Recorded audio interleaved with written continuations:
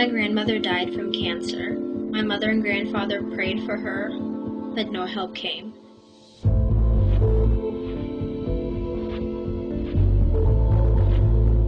She died in 2006. God did nothing to help her, not with her pain, not with anything.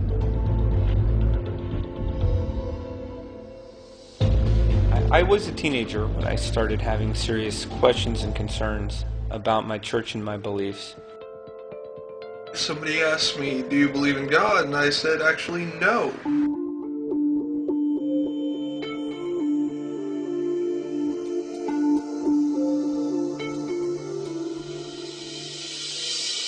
Being a Christian country, we have what's called Christianity classes in school.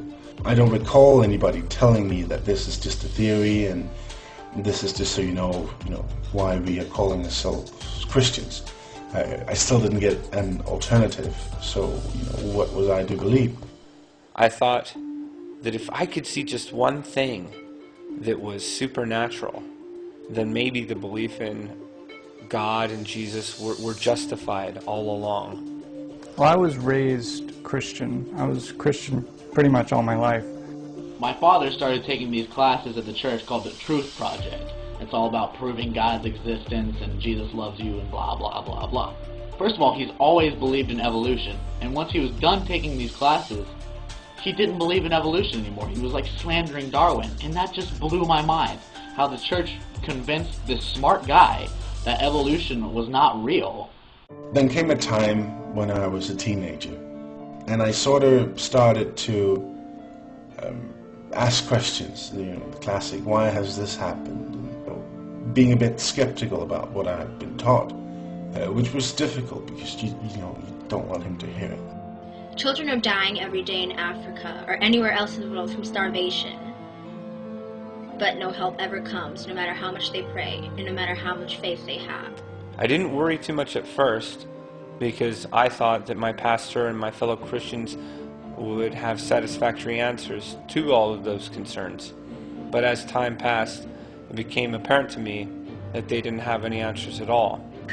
The origins of things, Adam and Eve, for example, I was always taught that it was true, but whenever I asked a question, I wasn't answered. One sunny Saturday afternoon, I sat down with my Bible and decided I was going to read it from cover to cover. I hadn't read the entire Bible cover to cover straight through before, and that kind of troubled me. And so I decided to read the Bible. Somewhere in the middle of the Old Testament, exactly where I don't recall, I put my Bible aside and I said to myself, you know what? God's a monster. I remember distinctly praying to God, asking him to guide my interpretation and to give me the interpretation that he wants me to get from it. God is an arrogant and completely selfish being. This is why I became an atheist. And so I started reading in Genesis, and by the time I finished it, I was an atheist.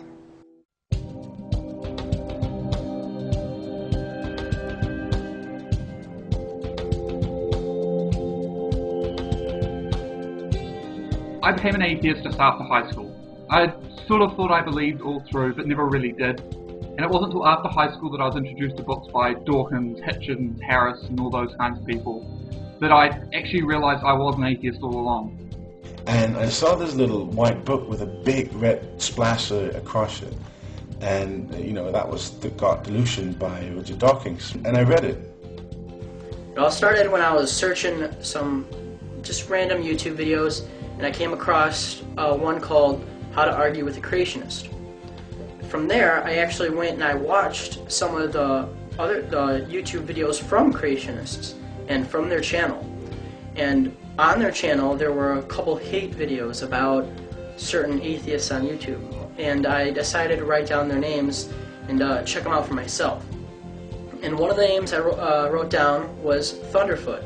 I think it was on page 50 or something like that. I got the concept of there's no Christian children, there's only children of Christian parents. And after a lot of reflection, I realized that I had been an atheist for a long time, and that I no longer held any beliefs in any personal god or gods. Even as a young child, I had a hard time swallowing the things that were being presented by Christians. It required a huge leap of faith that didn't make sense. Searching for atheism is not what led me to atheism. Searching for the truth is what led me to atheism. What I did not realize was that I was letting myself in for a possible argument with nearly everyone I met in life. And when I expressed my opinion that was, I do not believe in God, I don't take the word of the Bible as true, my parents told me not to express my opinion. It's sometimes not easy. I've lost some friends. I went through a lot of emotions. I was angry at my parents. You know, if you tell your best friend you're an atheist, and they drop you, you learn something about that person. Unfortunately, I can't be so open about my atheism in my civilian job. I'm a teacher. And the fact that the most religious people I knew were not the nicest people I knew, in fact, often the opposite. And how it sounded like everyone was just afraid of God and afraid of dying. For me, it was all about challenging myself to accept reality, to accept the harshness of it. There's no magical kingdom waiting for you when you die. In the end, it sort of gave me a drive. It made me want to get out there and speak my opinion and try and save the world from this madness. I didn't believe and I didn't have to believe, and it sort of freed me up to start not caring about the religious side anymore. I'm an atheist, or I don't believe in God. They can be some of the hardest words you'll ever say for the first time. In the past, I felt like I was completely alone as an atheist because it's very difficult to find other atheists out there, but you can find them. You're not the only person who looks at things rationally. My brother, my friends, found some of them were also atheists, although I didn't know it. Just be honest with yourself. When you don't have a religious belief tying you down, you don't have to take what you learn and try to morph it around this belief. You can learn everything you want about everything you want and draw your own conclusions. Don't panic. It's going to be okay. In fact, it's going to be liberating, refreshing. You're going to see a whole world of possibilities that were never open to you before.